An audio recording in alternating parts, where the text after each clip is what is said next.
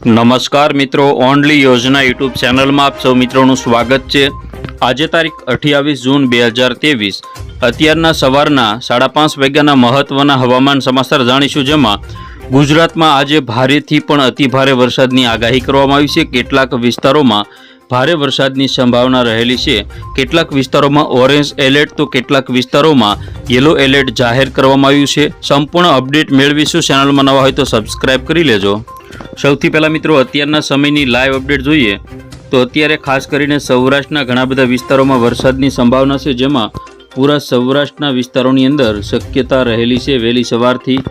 જેમાં જિલ્લાવાર જોઈએ તો દેવભૂમિ દ્વારકા, જામનગર, મોરબીના ઘણા બધા વિસ્તારો, રાજકોટ, પોરબંદર, જૂનાગઢ, ગીર સોમનાથ, અમરેલી અને ભાવનગર જિલ્લો, બોટાદ જિલ્લો તેમજ સુરેન્દ્રનગર જિલ્લામાં પણ વરસાદની સંભાવના રહેલી છે।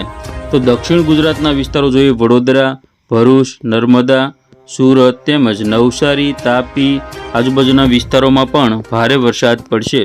તો મધ્ય ગુજરાતના વિસ્તારો અમદાવાદ, ગાંધીનગર તેમજ ખેડા અને આણંદ, દાહોદ, ગોધરા, છોટાઉદેપુર આજુબાજુના વિસ્તારો, મહીસાગર તેમજ અરવલ્લી, બનાસકાંઠા તેમજ સાબરકાંઠા, પાટણ અને મહેસાણામાં પણ હળવા વરસાદની સંભાવના છે। તો કચ્છના જે વિસ્તારો છે નલિયા, ગાંધીધામ અને રાપર આજુબાજુ પણ વરસાદ જોવા મળશે।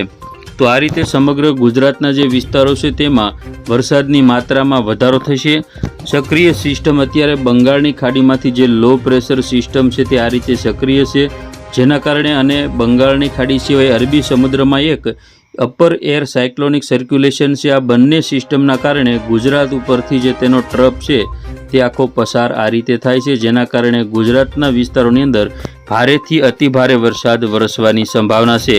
આજે બપોરની અપડેટ જોઈએ, બપોરના સમયે પણ ખાસ કરીને સૌરાષ્ટ્રના ઘણા બધા વિસ્તારોમાં ભારે વરસાદની સંભાવના છે। ભાવનગર, અમરેલી, ગીર સોમનાથ, જૂનાગઢ, પોરબંદર, દેવભૂમિ દ્વારકા, જામનગર તેમજ રાજકોટ, સુરેન્દ્રનગર અને બોટાદના વિસ્તારોમાં ભારે વરસાદ પડી શકે। તો દક્ષિણ ગુજરાતમાં વડોદરા, ભરૂચ, નર્મદા, સુરત, નવસારી તેમજ વલસાડ, તાપી અને ડાંગ જિલ્લાની અંદર પણ ભારે વરસાદની સંભાવના છે।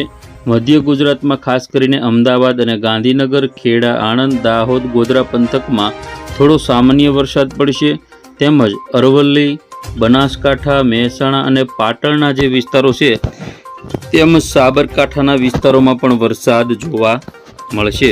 રાત્રિની અપડેટ જોઈએ, આજે રાત્રે એટલે કે સાંજના સમયે ખાસ કરીને 7 વાગ્યા આજુબાજુ કચ્છના ગાંધીધામ, રાપર, નલિયા, માંડવી આજુબાજુ વરસાદ જોવા મળશે।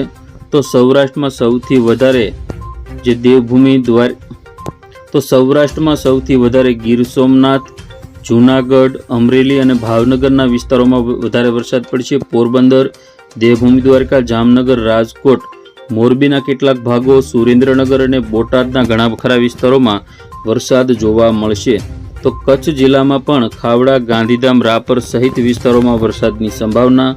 દક્ષિણ ગુજરાતમાં વડોદરા, ભરૂચ, નર્મદા, સુરત, તાપી, વલસાડ, નવસારી અને ડાંગના કેટલાક વિસ્તારોમાં વરસાદ પડશે। તો મધ્ય ગુજરાતમાં અમદાવાદ, ગાંધીનગર આજુબાજુ તેમજ ખેડા, આણંદમાં હળવો વરસાદ પડશે।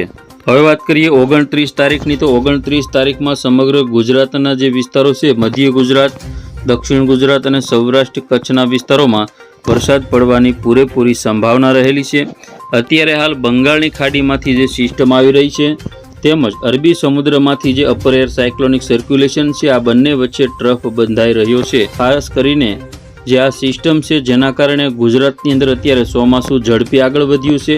આ રીતે 30 તારીખમાં સમગ્ર ગુજરાતમાં ખાસ કરીને દક્ષિણ ગુજરાતમાં અતિ ભારે વરસાદ ભરૂચ તેમજ સુરત, વલસાડ, નવસારી, તાપી અને અમદાવાદ, ગાંધીનગર આજુબાજુ તેમજ પાટણ, મહેસાણામાં પણ અતિ ભારે વરસાદ પડશે।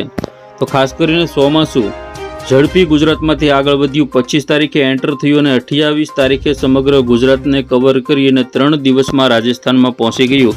તો આ વર્ષનું ચોમાસું ગુજરાતમાં ઝડપી આગળ વધ્યું, કારણ કે ચોમાસું ગુજરાતમાંથી પસાર થતાં 15 દિવસનો સમય લે છે। 1 તારીખે પણ સૌરાષ્ટ્રના મોટા ભાગના વિસ્તારોમાં ભારેથી અતિ ભારે વરસાદ જોવા મળશે, જેમાં ખાસ કરીને જોઈએ તો જામનગર, મોરબી, રાજકોટ અને સુરેન્દ્રનગરમાં અતિ ભારે વરસાદ, તો ભાવનગર જિલ્લામાં અને અમરેલીના જે ભાગો છે તેમાં અતિ ભારે વરસાદ જોવા મળશે। તો સુરત, વલસાડ, નવસારી, ડાંગ, તાપીમાં પણ ભારેથી અતિ ભારે વરસાદ પડવાની શક્યતાઓ 1લી તારીખમાં જોવા મળશે। આજે મિત્રો તારીખ થઈ છે 28, તો આગામી 3 દિવસ માટે ગુજરાતની અંદર ભારેથી અતિ ભારે વરસાદ કેટલાક વિસ્તારોમાં પડશે। તો મિત્રો અત્યારે તમે જોઈ શકો આ રીતે સમગ્ર ગુજરાતની અંદર કાળા ડિબાંગ વાદળો જે છે તે બંગાળની ખાડી તરફથી સિસ્ટમ લઈને આવી રહી હોય તેવું દ્રશ્ય અહીં જોઈ શકો। આ રીતે કચ્છ, સૌરાષ્ટ્ર, દક્ષિણ મધ્ય ઉત્તર ગુજરાતની અંદર કાળા ડિબાંગ વાદળો ઘેરાયેલા જોવા મળે છે અને સાથે સાથે આજથી વરસાદના જે વિસ્તારો છે તેમજ ભારેથી અતિભારે વરસાદ અને વલસાડ, તાપી, સુરતમાં ઓરેન્જ એલર્ટ તેમજ ગીર સોમનાથ અને જૂનાગઢમાં પણ ઓરેન્જ એલર્ટ, બાકીના વિસ્તારોમાં ઘણા બધા વિસ્તારો છે જેમાં યલો એલર્ટ જાહેર કરાયું છે। તો આ રીતે સૌરાષ્ટ્ર અને દક્ષિણ ગુજરાતના મોટાભાગના વિસ્તારોમાં ભારેથી અતિ ભારે વરસાદ પડી શકે છે। તો મિત્રો આપણે વાત કરવી છે આગામી 10 દિવસમાં ગુજરાતના કયા વિસ્તારમાં કેટલો વરસાદ પડી શકે। ભાવનગરમાં 6 ઇંચ, જૂનાગઢમાં 6, પોરબંદરમાં 7, રાજકોટમાં 7, હળવદમાં 7 તેમજ સુરતમાં 11 ઇંચ વરસાદ પડી શકે તેમજ વલસાડમાં પણ 11 ઇંચ વરસાદની સંભાવના ગણી શકાય। તો ઉત્તર ગુજરાતમાં પણ 6 થી 7 ઇંચ, ગાંધીધામ આજુબાજુ પણ 4 ઇંચ વરસાદની શક્યતા।